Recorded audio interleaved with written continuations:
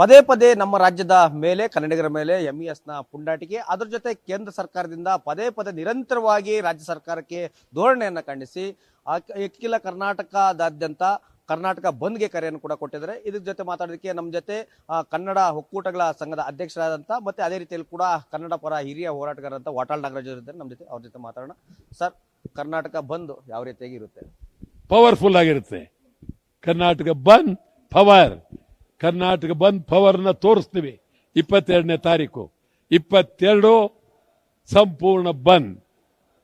ಬೆಳಿಗ್ಗೆ 6ರಿಂದ ಸಂಜೆ 6ರವರೆಗೆ ಇಡೀ ಕರ್ನಾಟಕದ ಉದ್ದಗಲಕ್ಕೂ ನಾಡಿಗಾಗಿ, ಕನ್ನಡಿಗರಿಗಾಗಿ, ಕನ್ನಡಿಗರ ಸ್ವಾಭಿಮಾನಕ್ಕಾಗಿ, ಪರಭಾಷೆಯವರ ದಬ್ಬಾಳಿಕೆ ವಿರುದ್ಧ, ಎಂಇಎಸ್ನವರ ವಿರುದ್ಧ, ಉತ್ತರ ಕರ್ನಾಟಕಕ್ಕಾಗಿ, ಹೈದರಾಬಾದ್ ಕರ್ನಾಟಕಕ್ಕಾಗಿ ಕರ್ನಾಟಕ ಬಂದ್. ಪ್ರಮುಖವಾಗಿ ಎಂಇಎಸ್ನವರು ಪುಂಡಾಟಿಕೆ ಮಾಡಿದ್ದು ಕೆಎಸ್ಆರ್ಟಿಸಿ ನೌಕರರ ಮೇಲೆ. ಹೀಗಾಗಿ ಸಾರಿಗೆ ನೌಕರರು ಯಾವ ರೀತಿಯಾಗಿ ಬೆಂಬಲ ಕೊಡ್ತಿದ್ದಾರೆ? ಅವರಿಗೆ ಸ್ವಾಭಿಮಾನ ಇದೆ. ಸಾರಿಗೆ ಚಾಲಕರುಗಳಿಗೆ ಅದ್ಭುತವಾದ ಸ್ವಾಭಿಮಾನ ಇದೆ.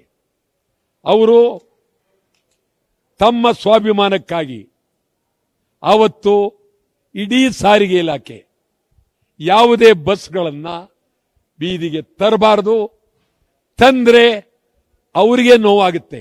ಆ ದೃಷ್ಟಿಯಿಂದ ಇಡೀ ಸಾರಿಗೆ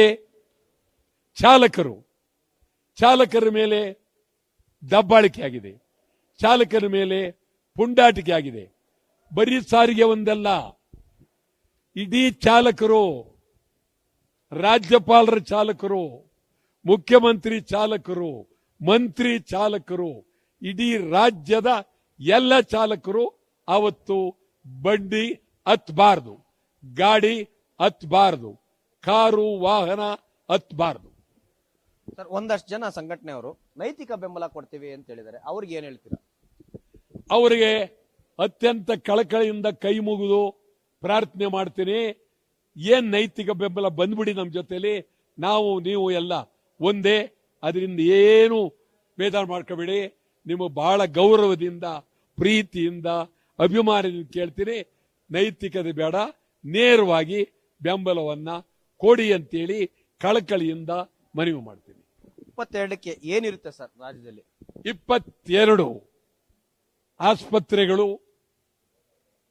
ಏನೂ ತೊಂದರೆ ಇಲ್ಲ, ಔಷಧಿ ಅಂಗಡಿಗಳು ತೊಂದರೆ ಇಲ್ಲ, ಖಾಸಗಿ ಆಸ್ಪತ್ರೆಗಳು ತೊಂದರೆ ಇಲ್ಲ, ಆಂಬುಲೆನ್ಸ್ಗಳು ತೊಂದರೆ ಇಲ್ಲ, ಮಾಧ್ಯಮದವರು ಓಡಾಡ್ತಾರೆ.